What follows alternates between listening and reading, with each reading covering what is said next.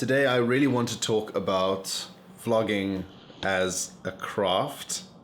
I'm not in focus. No, I'm in focus.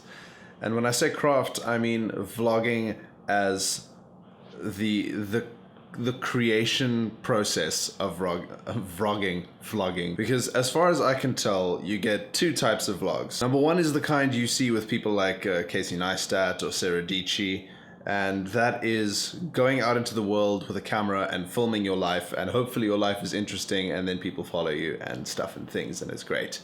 And the other is much more like this. The other is a talking head giving you their opinion. Things like Philip DeFranco very much evolved from this form of vlogging. He's now like a news show, but it all started with the talking head. There's pros and cons to both styles of vlogging, and I like to switch between them because some days are more suitable for talking heads, whereas some days are more suitable for grabbing the gorilla pod and going out into the world and seeing what I can find. Talking head videos, people might argue, are a lot easier to make because it's one setup and you just need to talk. I mean, some people like to have graphics or something along the side. Some people don't even have their heads. They just have a background, their avatar, and then their voice. And that works for some people.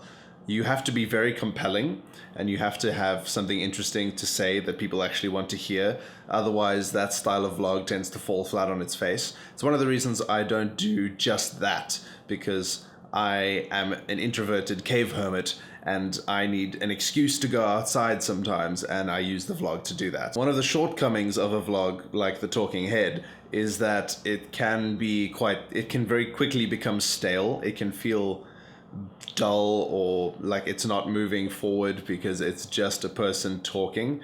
And for some audiences, that's fine if you're compelling enough.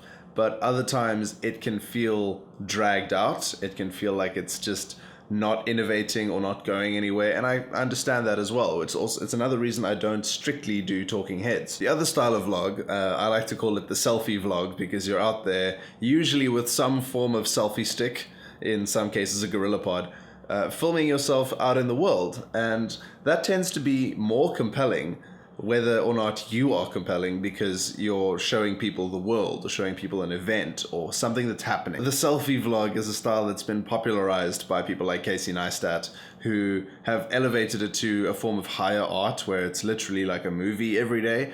But for most of us, that can't be achieved. That's one of the downsides, is that you have to measure up to other people doing the same thing. In the case of a talking head, it's really about your personality, whereas with a selfie vlog, it's more about how interesting is your life. And people often try to outperform, for example, Casey Neistat, and it's nearly impossible to measure up to that level of lifestyle, because aside from the fact that his craft is incredible, his life is also more interesting because he's already reached a point of success where things get easier for him in terms of the vlog. I mean, free first-class flight tickets and boom, viral video. Or a free trip in a private jet because it's Casey. It's not really fair to say that it's not fair for us to not have that, because he worked very hard. But the problem with the selfie vlog is that people will always be comparing it to the highest possible standard, which in a lot of cases is someone like Casey. That said, a selfie vlog is also a lot of fun to make because you're out there with a camera.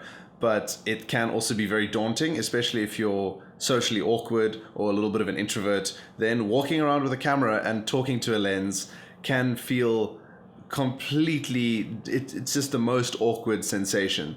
And that is something that people also have to get over. So both of the styles have their pros and cons, and you as YouTubers have to decide what is best for you, whether it's I'm not going to do a selfie vlog because going out and talking to what seems to be myself is a little bit too awkward, or I'm not going to do a talking head because that's going to get boring really fast. It's completely up to you or the YouTuber, the vlogger, how they decide to do or make their content.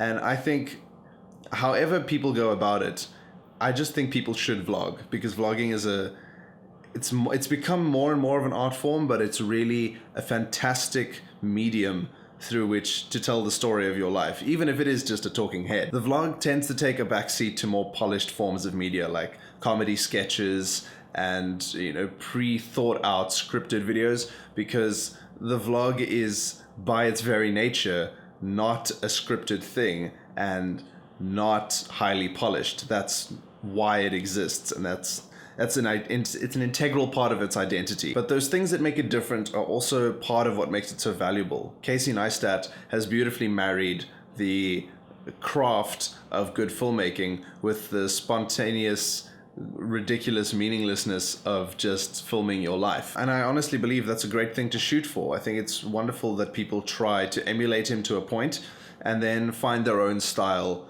after that, because you become more and more your own creator, and that's very important. It's very important that we find our creative identities in whatever it is that we do. In my case, that means some days I'm going to be selfie vlogging, some days I'll have someone else holding the camera like yesterday, and days like today I'll just sit in front of my camera and give you my opinion, because again, it's all about the dialogue, and it's all about the community and the conversation. That's another cool thing about the talking head, especially if it's unscripted. I had something totally different planned when I pressed record, and then I just got into this about the two styles of vlogging and their benefits and their shortcomings.